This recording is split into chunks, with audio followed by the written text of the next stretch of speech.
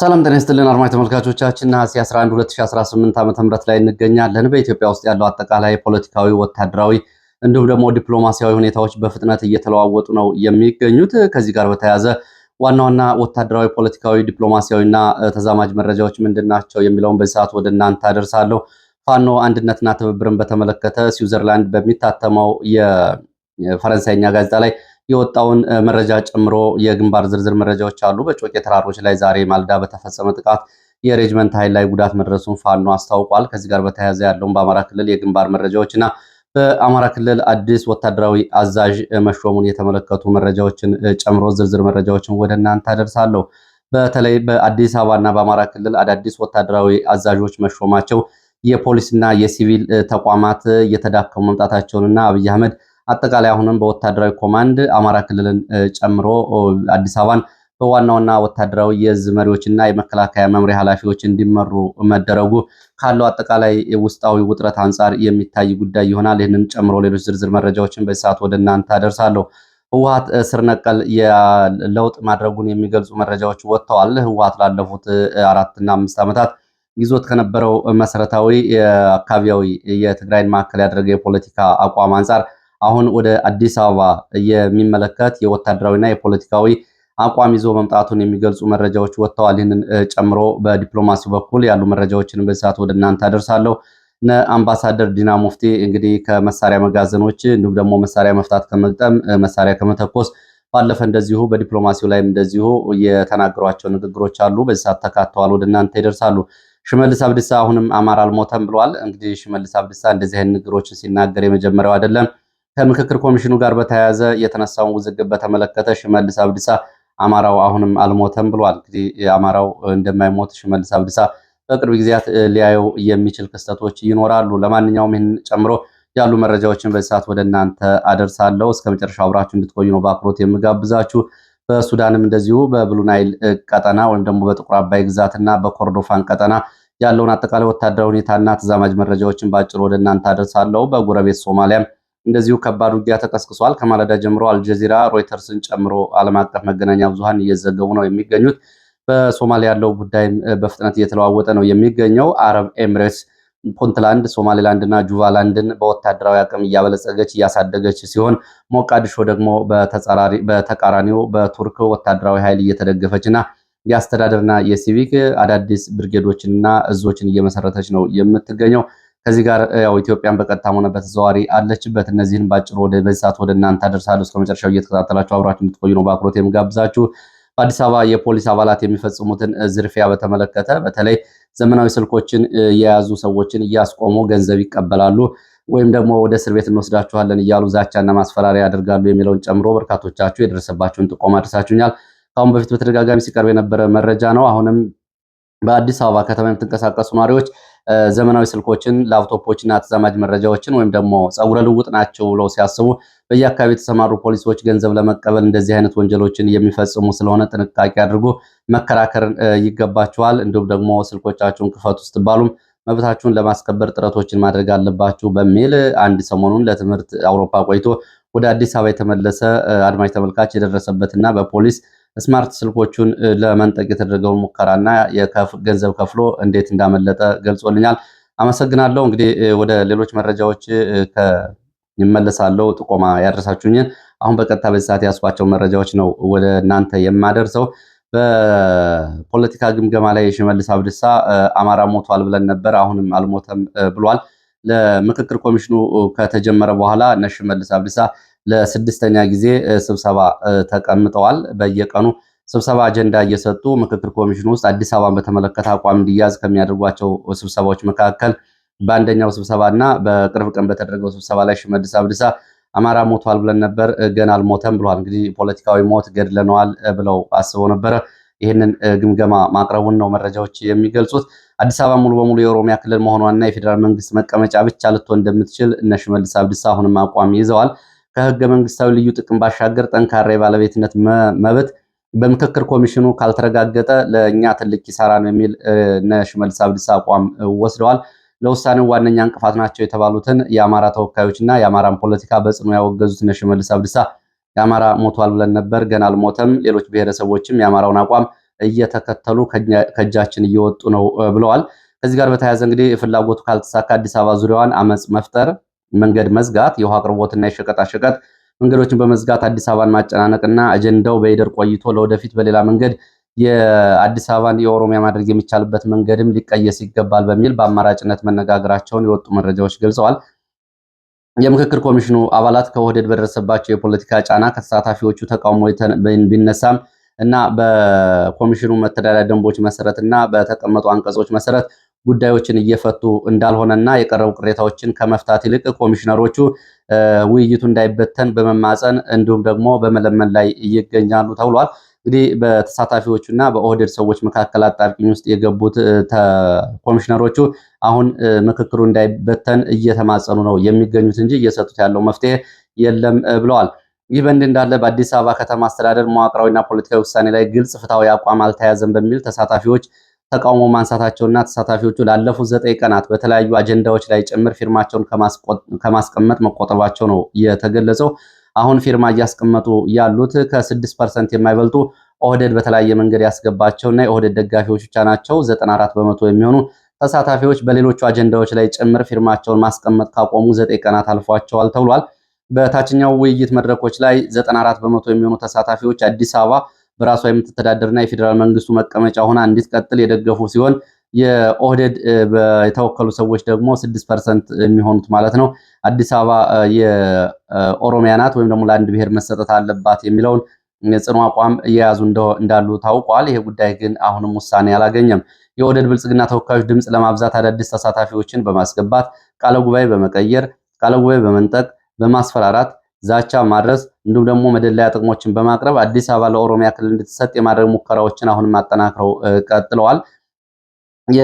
የሶማሌና የአፋር ተወካዮችም እንደዚሁ አቋም ወስደዋል። የአማራ ተወካዮች ከፈረሙ ብቻ ለመፈረም አቋም ያዙ የሚል ትዕዛዝ እንደተቀበሉ መናገራቸውን ተከትሎ ኦህዴድ አሁንም ከሶማሌዎች ጋር እንደዚሁ ግጭት ውስጥ ገብቷል። በአዲስ አበባ ጉዳይ ላይ የሚወሰነው ኢፍትሐዊ ውሳኔ ወደፊት በድሬዳዋ በሞያሌና አከራካሪ በሚባሉ የኦሮሚያና የሶማሌ ክልል አካባቢዎች ተመሳሳይ አደጋ የሚያመጣ ስለሆነ አሁን ይህንን አቋም መውሰድ አለብን በሚል የሶማሌ ተሳታፊዎችም አቋም መውሰዳቸው ነው እየታወቀው። በውጤቱ ምክንያት 500 ሰዎች ዘንድ ይወሰናል የተባለው የውይይት ሂደት ለጊዜው እንዲቆም የተደረገ ሲሆን የኦህዴድ ተወካዮች የሚፈልጉት ውጤት እስኪመጣ ድረስ አጀንዳው በይደር ለማቆየት ወይም ደግሞ አስገዳጅ በሆነ ሁኔታ ይህንን የአዲስ አበባ የኦሮሚያ ናት የሚለውን ለማስፈጸም ጉዳዩን ይዘውታል። 500 ሰዎች ቀርቦ በ500 ሰዎች ውስጥ 75 በመቶ ከደገፉ ስምምነት ላይ ተደርሶበታል ተብሎ ይታመናል። ሆኖም ግን ይሄ እንዳይቀርብ አድርገዋል። ምክንያቱም ከታችኛው ላይ የደረሰባቸውን የድምፅ ብልጫ ያውቁታል። ስለዚህ ጉዳዩን በሌላ ፖለቲካዊ ጫና ለማስፈጸም እየሞከሩ እንደሆነ ነው የተገለጸው። በምስራቅ ወለጋና አካባቢ ያለውን አሁን ሁኔታ የተመለከቱ መረጃዎችን ደግሞ ወደ እናንተ አደርሳለሁ። በምስራቅ ወለጋ የአማራ ተወላጆች ንብረት እንዲዘረፍ ትዕዛዝ ተሰጥቷል። የአካባቢው የገዳ ኮማንዶና የኦህዴድ ብልጽግና ባለስልጣናት በሰጡት ትዕዛዝ መሰረት የአማራ ንብረቶችና ሀብቶችን ለመዝረፍ በጉትን ከተማ የተከዘኑ ከፍተኛ የበቆሎ የለውዝ እና የአኩሪ አተር ምርቶችን በተለይ የአማራ አባወራዎችና ነጋዴዎችን ንብረት ለመዝረፍ ዛሬ ከ32 በላይ ተሳቢ ተሽከርካሪዎችን በማስገባት እህሉ እየተጫነ እንደሆነና እህሉ ወደ ፋብሪካ ተወስዶ በዱቄትነት ተቀይሮ ለታጣቂ ቡድኖች ለገዳ ኮማንዶ በምግብ ሬሽንነትና ለሌሎች የሸኔ ታጣቂዎች የነ ሽመልስ አብዲሳ ሸኔዎች እንዲሰራጭ በሚል ነው ይሄ እየተደረገ ያለው ብለዋል። ይሄ እንግዲህ ግልጽ የሆነ ንብረቱ የፋኖ ነው በሚል ነው እንግዲህ አማራ መጋዘኖችን ለመዝረፍ እንቅስቃሴ እየተደረገው። የከተማ አስተዳደሩና የገዳ ኮማንዶ አዛዦች ናቸው ይህንን መክረው በቃለ ጉባኤ ይዘው እየዘረፉ ያሉት። ከኦሮሞ ውጭ ያሉ ብሔረሰቦች ከተማውን ለቀው እንዲወጡ እየተደረገ ሲሆን የጉትን ማህበረሰብ የተደራጀ በመሆኑና የራሱን ባህላዊ ፖለቲካዊ መብትና ጥቅም ለማስከበር አስተዳደራዊ ጥያቄዎችን ለማቅረብ እንዳይችል ለማድረግ የአካባቢውን ሕዝብ ለመበተን ማህበራዊ አቀማመጡን ሙሉ በሙሉ የመበተንና ገጠር ላይ ያሉ መኖሪያ ቤቶችን በማቃጠል የማህበረሰብ የማዛባት እቅድ የመስራት ስራ ተይዞ ነው ገዳ ኮማንዶ ወደ አካባቢ ስምሪት የወሰደው። በአቢደንጎሮ ቱሉጋና ነቀምቴ በኩል ወደ ጉትን ከፍተኛ የታጠቀ ኃይል አሁንም የገዳ ኮማንዶ ወደ አካባቢ እየገባ ነው። መከላከያ ሰራዊት ከ10 እስከ 15 ኪሎ ሜትር ርቀት ላይ እንደወደ ዲቾ ተብሎ በሚጠራ ካምፕ ቢኖርም ወደ ከተማው እንዳይገባ የገዳ ኮማንዶና የአካባቢ ባለስልጣናት በማድረግ እኛን በቃለን ለጸጥታው በሚል ዘረፋ እያካሄዱ እንደሆነና ምርቱ ተጭኖ የሚወጣው ግን በጊዳ በኩል በመሆኑ በመከላከያ ካምፕ አቅራቢያ በመሆኑ መከላከያ አመራሮች ይህንን ያውቃሉ፣ እጃቸው ሳይኖርበት አይቀርም የሚል ነው የአካባቢው የመረጃ ምንጮች ያደረሱት። ወደ ዲፕሎማሲያዊ መረጃዎች ስንመለስ ሰሞኑን በወታደራዊ የጦር መሳሪያ መጋዘንና በጦር መሳሪያ ግምጃ ቤት ውስጥ ሲታዩ የነበሩት የቡድን መሳሪያዎችን የነፍስ ወከፍ መሳሪያዎችን እየፈታቱ እየገጣጠሙ መተኮስ እችላለሁ፣ መተኮስ እንችላለን በሚል ተንቀሳቃሽ ምስሎችና ፎቶግራፎችን ሲያሰራጩ የነበሩት አምባሳደር ዲና ሙፍቲ አሁን ኤርትራን በተመለከተ የሚከተለውን ማብራሪያ ሰጥተዋል። የቀድሞ የውጭ ጉዳይ ሚኒስትር ቃል አቀባይ አምባሳደር ዲና ሙፍቲ በሆርን ሪቪው ከተባለ የመንግስትን የአፍሪካ ቀንድና የዲፕሎማሲ ጉዳዮችን አቋም ከሚያንጸባርቅ ሚዲያ ጋር ባደረጉት ቆይታ የኤርትራ ወታደሮችና ኃይሎች ወታደራዊ ቁሳቁሶች የኢትዮጵያን ድንበር ጥሰው በመግባት በሰሜን ኢትዮጵያ የጸጥታ ሁኔታ ውስጥ እየተሳተፉ እንደሆነ ገልጸዋል። ይህም የኢትዮጵያ ሉዓላዊነት ግዛትና የአንድነት በግልጽ የጣሰ ድርጊት እንደሆነም ጨምረው ተናግረዋል። አምባሳደር ዲና ሙፍቲ የኤርትራው ፕሬዝዳንት ኢሳያስ አፈወርቂ የስርዓቱ ከህወሓት አክራሪ ክንፎችና ከፋኖ ጋር በመተባበር ጽምዶ የተሰኘ ጥምረት በመፍጠር ኢትዮጵያን ለማዳከም እየሰራ እንደሆነ ተናግረዋል። ኢትዮጵያ ላለፉት 2 ዓመታት ከፍተኛ ትዕግስት ማሳየቷን የጠቆሙት አምባሳደር ዲና ሙፍቲ ነገር ግን የኤርትራ ትንኮሳና ድንበር ተሻጋሪ እንቅስቃሴዎች ቀጣይነት ካላቸው ኢትዮጵያ በዓለም አቀፍ ሕግ በተሰጣት ሉዓላዊ መብት መሰረት ራሷን መከላከልና አስፈላጊ ከሆነ በሁለቱም ሀገራት መካከል ዘላቂ ሰላምን ለማስፈን እርምጃ ልትወስድ ትችላለች የሚል ማስጠንቀቂያና ዛቻ ሰጥተዋል። የኤርትራ መንግስት የሚያደርገውን ቀጣይነት ያለው የክልሉን ደህንነት የማናጋት እንቅስቃሴ ለማቆም ዓለም አቀፍ ማህበረሰቡ በፕሬዝዳንት ኢሳያስ አፈወርቂ ላይ ማዕቀብ እንዲጥልና በውጭ ሀገራት የሚገኙ ኤርትራውያን የሚሰበሰበው የ2% ታክስ እንዲያግድ ለዓለም አቀፉ ማህበረሰብ ዲና ሙፍቲ ጥሪ አቅርበዋል። ዲና ሙፍቲ ይህንን ዲፕሎማሲያዊ ጥሪ ያቀረቡት ከመሳሪያ መጋዘን ተመለሱ በኋላ ነው። ኤርትራ ምላሽ ሰጥታለች። በዋሽንግተን የሚገኘው የኤርትራ ኤምባሲ በኤርትራና በኢትዮጵያ መካከል ባለው ወቅታዊ ሁኔታ ላይ ያተኮረ ምላሽና መግለጫ ሰጥቷል። በኤርትራና በኢትዮጵያ መካከል ላለው ወቅታዊ ውጥረት ዋና ምክንያት የሆነው የባህር በርና የሉዓላዊነት ጥያቄ የተመለከተ ግልጽ የሆነ የሕግና የፖሊሲ አቋም እንደሆነ የኤርትራ ኤምባሲ አስታውቋል። ኤምባሲው ባወጣው መግለጫ ላይ የንግድና ወደብ ሉዓላዊነት ልዩነትን በተመለከተ በሁለቱ ሀገራት መካከል ያለው መሰረታዊ ልዩነት የንግድና ወደብ አጠቃቀምና በሌላ ሀገር የባህር በር ላይ የሉዓላዊነት መብት የመጠየቅ ጉዳይ መሆኑን በመግለጫው አንስቷል። ኤርትራ በታሪኳ በስምምነትም ሆነ በሕግ የሚደረግ የንግድ ወደብ አጠቃቀምን ተቃውማ እንደማታውቅ ኤምባሲው አስታውቋል። ኤርትራ በኢትዮጵያ ላይ ምንም አይነት የመሬትም ሆነ የሀብት ጥያቄ እንደሌላትና ዓለም አቀፍ እውቅና ያገኘው የኢትዮጵያ ድንበር ለመቀየር ፍላጎት እንደሌላት ኤምባሲው ባወጣው መግለጫ አረጋግጧል። የኢኮኖሚ እድገትን በተመለከተ የህዝብ ብዛት ወይም የመሬት አልባ መሆን የአንድ ሀገርን ድንበር ለማፍረስ ምክንያት ሊሆን አይችልም። የአፍሪካ ሀገራት ሰላም የተመሰረተው ከቅኝ ግዛት የተወረሱ ድንበሮችን በማክበር ላይ በመሆኑ ይህንን መርህ መጣስ ለመላው አፍሪካና ለአህጉሩ አደገኛ አርአያነትን ይፈጥራል ሲል የኤርትራ ኤምባሲ ገልጿል። የኤርትራ ሉዓላዊነትና የነጻነት መብት ለድርድር የሚቀርብ ወይም ደግሞ የጂኦፖለቲክስ መደራደሪያ ሳንቲም አለመሆኑና ዓለም አቀፍ እውቅና ያለው ህጋዊ መብት መሆኑን ኤምባሲው ይህንን በሰጠው ምላሽ አስታውቋል። ህወሓት ነክ መረጃዎችን አደርሳለሁ። የአሜሪካው አምባሳደር ከደብረጽዮን ጋር መወያየታቸውን የትናንትና የወጡ መረጃዎች ገልጸዋል። በኢትዮጵያ የአሜሪካ አምባሳደር ኤርቨን ማሲንጋ ከህወሓት ሊቀመንበር ደብረጽዮን ገብረ ሚካኤል ጋር ባደረጉት ውይይት አጠቃላይ የተለያዩ ጉዳዮች ላይ መነጋገራቸውን መረጃዎች ጠቁመዋል። አጠቃላይ ደብረጽዮን በትግራይ ዙሪያ ከበባ እየተደረገ ነው፣ በትግራይ ላይ ተደጋጋሚ ትንኮሳዎችና ወታደራዊ ጥቃቶች ተፈጽመዋል የሚል ጉዳይ ለአምባሳደር ማሲንጋ ማንሳቱን የገለጹት የመረጃ ምንጮች ይህንን በተመለከተ ጥቃቶቹና ውጥረቶቹ ከህወሓት በኩል እየመጡ እንደሆነና ይህም ዲፕሎማሲያዊ ሂደቱን የማናጋትና ዲፕሎማሲያዊ ውጥረት የመፍጠር የህወሓት እንቅስቃሴ እንደሆነ ማሲንጋ ምላሽ መስጠታቸውን እንዲሁም ደግሞ የፌዴራል መንግስቱን እስከ መቅበር እንደርሳለን ወደኋላ አንልም የሚለው የደብረጽዮንና አጠቃላይ ወታደራዊ እንቅስቃሴና ወታደራዊ ዝግጅት ለውጥረቱ መነሻ መሆኑን አምባሳደር ማሲንጋ አሁንም ለደብረጽዮን በመግለጽ ከዚህ ድርጊታቸው እንዲቆጠቡ አሜሪካ አቋሟ እንደሆነ ገልጸዋል። አሜሪካ ከኤርትራ ወደ ትግራይ የገቡ ታንኮችና መድፎች እንዳሉ እንደሚያውቁ ጭምር አምባሳደሩ ለህወሓት ሊቀመንበር ደብረጽዮን ገልጸዋል የሚለውና በምድር ላይ ያለው አጠቃላይ ወታደራዊ ሁኔታ እየተከታተሉ እንደሆነ አሜሪካኖቹ መናገራቸው ተገልጿል። ይህም በአጠቃላይ በአሜሪካና በህወሓት መካከል ያለውን አጠቃላይ የቆየ ዲፕሎማሲያዊ ግንኙነት ወደ ከፋ ውጥረት እየከተተውና ቅሬታ መጨመሩ ተገልጾላቸዋል ነው የተባለው። ይህንን በተመለከተ ደብረጽዮን ለህወሓት የፖሊት ቢሮ አባላት ከአሜሪካ አምባሳደርና ከሌሎች የአውሮፓ ህብረት ከአፍሪካ ህብረት ተወካዮች ጋር መነጋገራቸውን ሪፖርት ማቅረባቸውን የወጡ መረጃዎች ገልጸዋል። መረጃዎቹ ግን ደብረጽዮን ከአሜሪካው አምባሳደር ባሻገር ከአፍሪካ ህብረትና ከአውሮፓ ህብረት ጋር በምን ጉዳዮች ላይ እንደተነጋገሩና ህወሓት የዲፕሎማሲ ድጋፍ ለማግኘት የሄደበትን ርቀት በተመለከተ ዝርዝር ማብራሪያ ስለመስጠታቸው ምንጮቹ በውል አልጠቀሱም። አሜሪካ ህወሓትና ብልጽግና ድርድር እንዲቀመጡ ከፍተኛ ጫና እያደረገች መሆኗ ያው ይታወቃል። ባለፈው ሰኔ 27 በአሜሪካ አንድ ከፍተኛ ዲፕሎማት በኩል ሁለቱም ድርድር እንዲቀመጡ መነጋገራቸው እንደዚሁ የሚጠቁሙ መረጃዎች ወጥተዋል። ከዚያ በኋላ ባለፉት ሳምንታትና ወራት የአሜሪካ የውጭ ጉዳይ ሚኒስተር ስቴት ዲፓርትመንት ህወሓትና ብልጽግና በድጋሚ ለድርድር እንዲቀመጡ ተደጋጋሚ ጫናዎችን እያደረጉ ቢሆንም እስካሁን ድረስ በይፋ የተደረገ እንቅስቃሴ ስለመኖሩ የሚገልጹ መረጃዎች የሉም። አንዳንድ መረጃዎች ከኢትዮጵያ ውጭ በሌሎች ከተሞች ድርድር ሊደረግ እንደሆነ የሚገልጹ መረጃዎች ቢወጡም አደራዳሪ ኮሚቴዎች ተሰይመዋል የሚሉ መረጃዎች በተደጋጋሚ ቢሰራጩም እስካሁን ድረስ መረጃው ከህወሓትም ሆነ ከብልጽግና እንዲሁም ደግሞ ግፊት እያደረገችው ካለችው አሜሪካ በኩል የተረጋገጠ ነገር ስለመኖሩ በይፋ የወጣ መግለጫ የለም። አሜሪካ ግን ጫናዋን እንደቀጠለች ነው መረጃዎቹ የሚያሳዩት። ይህ በእንዲህ እንዳለ ህወሓት ወታደራዊና ፖለቲካዊ አቋም መለወጡን የሚያሳይ ቃለ ምልልስና መግለጫ ሰጥቷል። ህወሓት ከዚህ ቀደም የነበረውን የፖለቲካና ወታደራዊ አቋም በመቀየር አሁን ባለው የፌዴራል መንግስት ላይ የወሰደው አዲስ አቋም የሚከተለው እንደሆነ ገልጿል። የህወሓት ቃል አቀባይ ሚካኤል አስግዶም በድምፀ ወያኔ ጋር በነበረ ቆይታ እንደገለጹት ህወሓት 4 ኪሎ ያለውን የአብይ አህመድ መንግስት ማስወገድና ስር ነቀል ለውጥ የማምጣት አቋም መያዙን ገልጸዋል። ከዚህ በፊት ትኩረት የተሰጣቸው የነበሩ የፌዴራል መንግስቱ ጋር የሚደረጉ ድርድሮች ወልቃይትን እና ሌሎች ግዛቶችን ማስመለስ፣ የተፈናቃይ ጉዳዮችን በተመለከተ ጊዜው ያለፈባቸው አጀንዳዎች እንደሆኑ ጠቅሷል። መሰረታዊ የመንግስት ለውጥ ካልመጣ በስተቀር በሰላም መኖር እንደማይቻል በመግለጽ ትግራይን ህልውና ማረጋገጥ የሚቻለው ከብልጽግና መቃብር ላይ መሆኑን በመግለጽ ይህንን አቋም መለወጣቸውን አሳውቀዋል።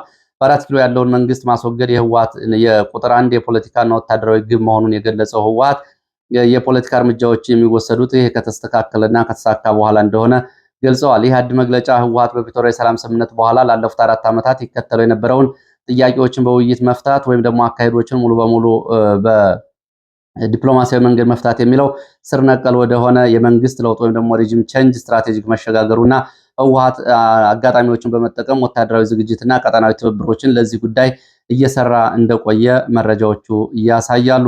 በኢትዮጵያ የተባበሩት መንግስታት ድርጅት የሰብአዊ ጉዳዮች አስተባባሪ አዞኒያ ኦጄሎ የኢትዮጵያ ፌዴራል መንግስትና የትግራይ ክልል ኃይሎች ያላቸውን አጠቃላይ ልዩነት በድርድር እንዲፈቱ እንደዚሁ ጥሪ አቅርበዋል። የትግራይ ህዝብ ፍላጎት መሰረታዊ ህልውናውን ማስጠበቅ፣ ዳግም ጦርነት እንዳይቀሰቀስ መከላከል መሆኑን የገለጹት አስተባባሪው በክልሉ ያለው ውጥረትና ፍርሃት ህዝቡን በኢኮኖሚ እንቅስቃሴ ላይ እንዳይሳተፍ ጫና ፈጥሮበታል ብለዋል። ጥሪውን ያቀረቡት እንግዲህ በትግራይ የተለያዩ አካባቢዎች በአለማጣ፣ በሽራሮ እንዲሁም ደግሞ በሱዳን በሸረሪና ካምፕ የሚገኙ የህወሓት ታጣቂዎች ላይ የድሮን ተከታታይ ጥቃቶች ከተፈጸሙ በኋላ ነው። በትግራይ ክልልም እንደዚሁ ከ148 በላይ ቀበሌዎች እስካሁን ምንም አይነት ዝናብ ባለመዝነቡ ከፍተኛ ድርቅ መከሰቱንና ከዚህ ጋር በተያያዘ የምግብ ዋስትና ጦት ችግር እንደደቀነ እንደዚሁ የተባበሩት መንግስታት ድርጅት ጥሪ አቅርቧል። ማንኛውም ልዩነት በድርድርና በጠረጴዛ ሊፈታ ይገባል ያሉት የተባበሩት መንግስታት ድርጅት ተወካይ ኦጄሎ የፖለቲካ ተዋናይን ከጦርነት ዝግጅት ታቅበው ውጥረቱን እንዲያረግቡና ለሰብአዊ አቅርቦትና እርዳታዎች ቅድሚያ እንዲሰጡ ገልጸዋል። ወደ አማራ ክልል መረጃዎች ስናልፍ በአማራ ክልል የፖሊስ ኮሚሽን አዲስ ሹመት መሰጠቱን ዛሬ የወጡ መረጃዎች ገልጸዋል። በአማራ ክልል አዲስ የፖሊስ ኮሚሽን መሾማቸውን የሚጠቁሙ መረጃዎች መውጣታቸውን ተከትሎ የፖለቲካ ተንታኞች የመረጃ ምንጮቹን በጉዳዩ ላይ አስተያየት እየሰጡ ይገኛሉ። የቀድሞው የአማራ ክልል ፖሊስ ኮሚሽን ጠቅላይ መምሪያ አዛዥ ኮሚሽነር ዘላለም ልጅአለም ወደ ቀድሞ የፌዴራል ፖሊስ ምክትልነታቸው ወደ አዲስ አበባ ተመልሰዋል። በመከላከያ ሰራዊት ውስጥ የመከላከያ ጤና መምሪያ ኃላፊ የነበሩት ሌተናል ጀነራል ጥጋቡ ይልማ በአማራ ክልል አዲስ የፖሊስ አዛዥ ሆነው መሾማቸውን እንግዲህ የመንግስት ሚዲያዎችን ጨምሮ የተለያዩ ማህበራዊ ሚዲያዎች አረጋግጠዋል። ይህንን በተመለከተ የፖለቲካና ወታደራዊ ተንታኞች የሲቪልና የፖለቲካ ተቋማት ከፍተኛ ወታደራዊ አዛዦች እንዲረከቡ መደረጉ አጠቃላይ የሲቪልና አስተዳደር መዳከሙን፣ ሀገሪቱ ወደ ወታደራዊ ኮማንድ እዝ ስር ሙሉ በሙሉ እየገባች መሆኗን የሚያሳይ ነው ብለዋል። በአማራ ክልል ከተሾሙት መረጃዎች አንጻር በተለይ በቅርቡ በአዲስ አበባን በተመሳሳይ የተሾሙት የአዲስ አበባ ፖሊስ ኮሚሽን ሆነው ሌተናል ጀነራል አስራት ዲነሮ እንዲመሩ መደረጉ፣ አሁን ደግሞ የአማራ ክልል ፖሊስ በሌተናል ጀነራል ጥጋቡ ይልማ እንዲመራ መደረጉ የሲቪል አስተዳደር መዳከሙን፣ የፖሊስ ተቋማት ወደ ወታደራዊ ተቋምነት እየተለወጡ መሆናቸውን፣ የፖሊስ ተቋማት በመደበኛ ህዝባዊ ፖሊስነታቸው ወደ ወታደራዊ ግዳጆችና ወደ ወታደራዊ ኮማንድነት እየተለወጡ መሆናቸው በአዲስ አበባና በአማራ ክልል ያለው ፖለቲካዊ ውጥረትና ተቃውሞን ለመቆጣጠር የሲቪልና የፖሊስ ተቋማት ከፍተኛ ወታደራዊ አዛዦች ወይም ደግሞ በመከላከያ ሲኒየር ኦፊሰሮች እንዲመሩ መደረጋቸው ያለውን አጠቃላይ የሀገሪቱን ወታደራዊ እና የሲቪክ ተቋማት አጠቃላይ ሁኔታ የሚያሳይ እንደሆነ ነው የተገለጸው። ሊ ቴምፒስ ተብሎ የሚጠራ የጄኔቫ ስዊዘርላንድ የሚታተም በፈረንሳይኛ ጽሁፎችን የሚያወጣ ጋዜጣ የፋኖ እንቅስቃሴን በተመለከተ አዲስ የቃለ ምልልስ መረጃ ይዞ ወጥቷል። የአንድነት አመራርን በመመስረት በተመለከተ ነሐሴ 10 ቀን 2018 ወይም ደግሞ ፈረንጆቹ ኦገስት 16 ከፋኖ ዘመነ ካሴ ጋር ባደረገው ቃለ መጠይቅ እንቅስቃሴው ወታደራዊ አቋሞችን፣ ወታደራዊ ስትራቴጂዎችና አዳዲስ የፖለቲካ ጥምረቶችን በተመለከተ ያገኛቸውን ምላሾች በሚከተለው መልኩ ይዞ ወጥቷል። የፋኖ አመራር አንድነትና አደረጃጀትን በተመለከተ ላለፉት 3 ዓመታት ከማዕከላዊ መንግስት ጋር ሲደረግ የቆየው ትግል በየአካባቢው በተነሱ ህዝባዊ እምቢተኝነቶች ተቀናጀ በመሆኑን በመግለጽ በጎንደር፣ በሸዋ፣ በወሎ፣ በጎጃም፣ በወለጋ የሚገኙ ፋኖ አሁን ላይ ወደ አንድ ዩኒፋይድ ወይም ደግሞ የተማከለ የጋራ እዝ ስለመምጣታቸው ፋኖ ዘመነ ካሴ ለጋዜጣው መግለጹን ፋኖ የሚታገለው የአማራን ህዝብ የህልውና ስጋት ለማዳን ብቻ ሳይሆን የኢትዮጵያን ሀገራዊ አንድነት ለማስጠበቅና የሁሉንም ብሔር ብሔረሰቦች እኩልነትና ነጻነት ለማረጋገጥ እንደሆነ ስለመግለጹ የትግሉ ዋና ግብ የአብይ አህመድ መንግስትን ከስልጣን ማውረድ መሆኑን እንደዚሁ ስለመናገሩ እንደ አውሮፓ አቆጣጠር ከ2020 እስከ 2022 በነበረው የሰሜን ጦርነት ወቅት የነበሩ ቅሬታዎች በህዝቡ ለጦርነት መጋበዙን ገልጾ በወቅቱ ፋኖ በስፋት ያልነበረ በመሆኑና ከዚያ ውጊያ በተሳትፎ ጎልቶ የሚጠቀስ እንዳልነበረም እንደዚሁ ለጋዜጣው ገልጿል። ከህወሓትና የትግራይ ኃይሎች ጋር ያለውን ትብብርም እንደዚሁ አብሮ ለመስራት ስምምነት ላይ ስለመደረሱ ጨምሮ ገልጿል። በትግራይ በተጨማሪ በጉምዝ፣ በርታ፣ ቤንሻንጉል፣ ሶማሌ፣ ኦሮሞ እና ከሌሎች 7 የሚደርሱ አጠቃላይ ኃይሎች ጋር በጋራ ለመስራት ውይይቶች ሲደረጉ መቆየታቸውን ፋኖ ዘመነ ለጋዜጣው ገልጿል። ዓላማው የወቅቱን መንግስት መጣል ብቻ ሳይሆን ከወደቀ በኋላ ስለሚገነባ ሀገራዊ ስርዓትም ጭምር የማመቻቸትና ጉዳዩን ቀድሞ የመስራት ጉዳይ እንደሆነ ገልጾ የፋኖ ኃይሎች 80% የሚሆነውን የገጠር አካባቢ እና በርካታ አነስተኛ ከተሞች ተቆጣጥረው እንደሚገኙና በአማራ ክልል ከ10 በላይ እዞች አገሪቱ ካላት 13 እዞች ከ10 በላይ የሚሆኑት በአማራ ክልል ስምሪት ላይ እንደሚገኙና ከፋኖ ጋር በየዕለቱ ውጊያ እያደረጉ እንደሆነና ፋኖ ድል እየተቀዳጀ እንደሆነና ይሄ የእዝ ወይም ኮማንድ ሲሸነፍ የመንግስት ፍጻሜ እንደሚሆን ፋኖ ዘመነ ለጋዜጣው ምላሽ ሰጥቷል። እንግዲህ ከህወሓት ጋር ያለውን ትብብር ጨምሮ ትብብሮች ተነስተዋል። በዚህ ጉዳይ ላይ ያው እንግዲህ ያለው አጠቃላይ ውዝግብ ይታወቃል። ጋዜጣው ግን ይህንን ይዞ ወጥቷል። ከዚህ ጋር በተያያዘ የቀረቡ ቃለመጠይቆች ህወሓትን በተመለከተ የተያዙ ቅድመ ሁኔታዎች፣ አቋሞች ምንድናቸው የሚለው እስካሁን ድረስ የተድበሰበሰ ግልጽነት የሌለው እንደሆነ ነው መረጃዎች የሚያሳዩት። ህወሓትም አሁን የአቋም ለውጥ ማምጣቱን ከላይ ተገልጿል። እንግዲህ እነዚህን ጨምሮ ወደፊት ትብብርና ስምምነቶቹ የፋኖን አንድነት በማያናጋ የአማራን ህዝብ መሰረታዊ ጥቅሞች በማይጎዳ መልኩ መሆናቸውን እንግዲህ እየተከታተሉ ማረጋገጥ ያስፈልጋል። ከፋኖ መሪዎችም ይህንን ይሁንታዎችና ምላሾች እንግዲህ በተደጋጋሚ ማረጋገጥ የሚቀጥል ይሆናል። ወደ ምስራቅ ጎጃም ዞን የሚገኙ የተለያዩ ወረዳዎችና አካባቢዎች ያሉ የወታደራዊ የግንባር መረጃዎችን ስናስከትል በአማራ ፋኖ ጎጃም ቀጠና የፋኖ ከመንግስት የጸጥታ ኃይሎች ጋር ባደረጋቸው ውጊያዎች ድል መቀዳጀቱን ገልጿል። ደባይ ጥላት ግን ወረዳ ትላንትና በተፈጸመ የደፈጣ ጥቃት ባባት ተብሎ በሚጠራ ቦታ በተፈጸመ ጥቃት በወታደሮችና በፖሊስ በሚሊሻ አባላት ላይ ጉዳት ማድረሱን ገልጿል። ዛሬ ማለዳ ደግሞ ጮቄ ተራሮች ላይ ዋበር ተብሎ በሚጠራ ቦታ በወታደራዊ ካምፕ ላይ በተፈጸመ ጥቃት ከፍተኛ ወታደራዊ ኪሳራ ደርሷል። የሬጅመንት ጨምሮ ከፍተኛ ጉዳት ደርሷል። ስናይፐርን፣ የቡድን መሳሪያዎች፣ ብሬና ዲሽቃን ጨምሮ በፋኖ እጅ ስለመግባታቸው ነው የፋኖ የመረጃ ምንጮች የገለጹት። ይህንን በተመለከተ ውጊያው ዛሬ ማለዳ የተደረገ በመሆኑ ገና ዝርዝር መረጃዎች እየተጣሩ እንደሆነ ነው የተገለጸው። በዲማ እነማይ ወረዳ ዲማ አካባቢ ሱሃ ተብሎ የሚጠራው ወንዝ አካባቢ ወታደሮችን ጭነው ሲንቀሳቀሱ የነበሩ ተሽከርካሪዎች ላይ በተፈጸመ ድንገተኛ የደፈጣ ጥቃት ወታደራዊ፣ ሰብአዊና ቁሳዊ ኪሳራ መድረሱ እንደዚሁ ከፋኖ የተገኘ መረጃ ገልጿል። ጉዳት የደረሰባቸው እንደዚሁ ወደ ቢቸና የመጀመሪያ ደረጃ ሆስፒታል ስለመወሰዳቸውና ሱሃ ወንዝ ውስጥ እንደዚሁ ብዙዎቹ ገብተው ከባድ ጉዳት እንደደረሰባቸው ገልጿል። ወደ አፍሪካ ቀንድ መረጃዎቻችን ስናልፍ የአፍሪካ ህብረት የሰላምና ደህንነት ምክር ቤት ልዑካን ቡድን ሱዳን ያለውን የደም አፋሳሽ ጦርነት ለማስቆም የተኩስ አቁም ስምምነት ለማስመዝገብ በካርቱም የ2 ቀናት ይፋዊ ስራ ጉብኝት ለማድረግ ዛሬ ወደ ካርቱም መግባታቸውን መረጃዎች ጠቁመዋል።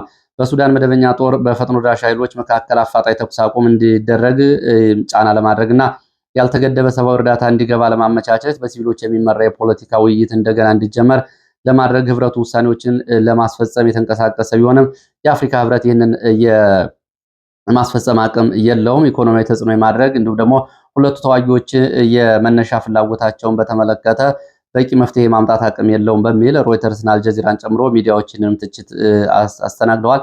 አፍሪካ ህብረት እንግዲህ አረብ ኤሚሬትስ የምትባል ጥቂት አቅም ያላትን ሀገር እንኳ ማስቆም ያልቻለና በአፍሪካ ቀንድ ያለውን ቀጠና ዝም ብሎ የሚመለከት በመሆኑ ለውጥ አያመጣም በሚል ነው አስተያየት እየተሰነዘረበት የሚገኘው። የሱዳን መደበኛ ጦር የመዲናዋ ካርቱም አብዛኛውን ክፍል መልሶ ከተቆጣጠረ ወዲህ የአርኤስኤፍ በበኩሉ ስትራቴጂካዊ ደማዚን ከተማ አቅራቢያ የምትገኘውን አግሮ የተባለች ከተማን መቆጣጠሩ ታውቋል። በማዕከላዊ እና ምዕራቡ ክፍል የሚያገናኙ የኮርዶፋን ቀጠናዎች አሁንም ከባድ ውጊያ እየተደረገባቸው ይገኛል። በሰሜን ኮርዶፋን ጅበል ሼክ ጃብራት በተደረገው ውጊያ የሱዳን ጦር 18ኛው ክፍለ ጦር ብርጌድ ምክትል አዛዥ ስታፍ ኮሎኔል አቡባክር አልባሻ መገደላቸው ታውቋል። ባራና አልሼክ ጀብራ አክሲስ በደረሰው ሽንፈት ምክንያት አርኤስኤፍ አሊባላ የተባሉትን አዛዥ ጨምሮ 4 የሜዳ አዛዦች ለሱዳን ሰራዊት ሰልለዋል በሚል እንደዚሁ ወንጅሎ ወደ ኒያላ ልኳቸዋል የሚሉ መረጃዎችም ወጥተዋል። የሱዳን ጦር አርኤስኤፍ እንቅስቃሴ ለማስቆም በቄሳን የሚገኝ የኮታ ታማት ድልድይን በከባድ መሳሪያ መጥቶ መስበሩን ዛሬ የወጡ መረጃዎች ገልጸዋል። በዲፕሎማሲያዊ መረጃዎች ጋር በተያያዘ እንደዚሁ ኢትዮጵያና ግብፅም እንደዚሁ ዲፕሎማሲያዊ መካረር ውስጥ ገብተዋል። ኢትዮጵያ ከ5150 በላይ ሜጋዋት በላይ የሚያመነጨው አባይ ግድብ ከተገነባ በኋላ ሌላ ግድብ ልትገነባ ነው በሚል ግብፅ ማስጠንቀቂያ እየሰጠች ነው የምትገኘው። የኢትዮጵያ የውሃና ሀብት ኢነርጂ ሚኒስተር ሀብታሙ ኢተፋ ተጨማሪ ግድቦችን የመገንባት አቅጣጫ አስቀምጠዋል በሚል የግብፅ ሚዲያዎች ለዚህ ምላሽ ሰጥተዋል። ግብፅ በየትኛውም ሁኔታ በውሃው ፍሰት ላይ ጫና የሚያደርጉ ሁኔታዎችን አትቀበልም፣ አትፈቅድም ስትል የሀገሪቱ የዜና ኤጀንሲ ዘግቧል። ግብፅ አቋሟን ለማስጠበቅ ሰፋፊ በርካታ መሳሪያዎችና አማራጮች እንዳሏት ጭምር በዛቻ ገልጻለች።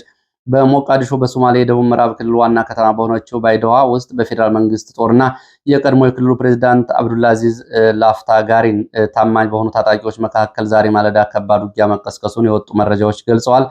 በባይዶዋ ከተማ ወጣ ብሎ በሚገኝ ቦንካይ ተብሎ በሚጠራ ወታደራዊ ካምፕ ላይ በደረሰ ጥቃት ቢያንስ 10 ወታደሮች መገደላቸውን የወጡ መረጃዎች ገልጸዋል። እንደዚሁም ከ8 በላይ ወታደራዊ ተሽከርካሪዎች መቃጠላቸውን ሮይተርስን ጨምሮ አልጀዚራ ዘግቧል። ከባድ መሳሪያዎችን ያካተተ ውጊያ በከተማው በተለያዩ ሰፈሮች የቀጠለ ሲሆን በመኖሪያ ቤቶች ላይ ጉዳት ደርሷል። ሰላማዊ ሰዎች ህይወታቸው አልፏል ተብሏል። ጋልሙድ ተብሎ በሚጠራ እንደዚሁ ዱሳሜር ተብሎ በሚጠራ አካባቢ ሐሰን ሼክ መሐመድ በነበሩበት ሁኔታ የሞርተር ጥቃቶች በፕሬዝዳንቱ ላይ ተፈጽመዋል ተብሏል። የደረሰው ጉዳት በውል አልታወቀም። ፑንትላንድ ፕሬዝዳንት ሰኢድ አብዱላሂ በጋልካዮ በሚገኝ መኖሪያ ቤታቸው አካባቢ እንደዚሁ ጭንብል እያደረጉ የደህንነት ሰዎች ጥቃት ከፍተው እንደነበረም ከሶማሊያ የወጡ መረጃዎች ገልጸዋል። የየመኑ ሁቲ አማጽያን የባዛር ከሚገኙ እስር ቤቶች 1400 የሚጠጉ እስረኞችን ፈቶ ለውጊያ ዝግጁ እያደረገና ወደ ውጊያ ግንባሮች እንደሚያሰማራቸው ታውቋል። ከነዚህ ውስጥ እንግዲህ በርካታ ኢትዮጵያውያን እንዳሉበትም ታውቋል። ሁቲዎች የመንግስት ቁጥጥር ስር በሚገኙ የማሪብ ከተማና የመኖሪያ መንደሮች ላይ በሰነዘሩት የባላስቲክ ሚሳይልና የድሮን ጥቃት በሲቪሎች መኖሪያ መንደሮች ላይ ጉዳት ደርሷል። 22 ሰዎች ተገድለዋል። ሞካ ተብሎ በሚጠራ ቦታ በተደጋጋሚ በተፈጸመ ጥቃት 16 ሚሊዮን ዶላር የሚያወጣ ንብረትና በርካታ ንጹሃን መገደላቸውን በወደብ ከተማው የመን የወጡ መረጃዎች ገልጸዋል። የቱርኩ ፕሬዝዳንት ሬሴፕ ጣይብ ኤርዶጋን እስራኤል በሊባኖስ ላይ የምታካሄደውን ጥቃት በማታቆም ከሆነ በጋዛ በኩል ሐማስ የገባውን ቃል ኪዳን የመጠበቅ የለበትም ሲሉ ለእስራኤል ማስጠንቀቂያ ሰጥተዋል። ቱርክ የሆርሙዝ ባህር ለንግድና ለባህር ማቋረጫ ክፍት ሆኖ እንዲቀጥል ፍላጎት እንዳላትም ገልጸዋል። በቱርክና ሳውዲ አረቢያ ፓኪስታን መካከል በተፈረመው የመካ መከላከያ ስምምነት ግብጽ ወደፊት ልትቀላቀል እንደምትችል ሰፊ እድል እንዳለ መረጃዎች ጠቁመዋል። ይህንን የመካ ደህንነት ስምምነት ዶናልድ ትራምፕ እንደደገፉትም በትሩዝ ገጻቸው ላይ ገልጸዋል። ለሰዓት የነበሩ መረጃዎች እነዚህ ናቸው። ስለተከታተላችሁ በእጅጉ አመሰግናለሁ። በሌላ ተመሳሳይ መርሃ ግብር እስከምንገናኝ መልካም ጊዜ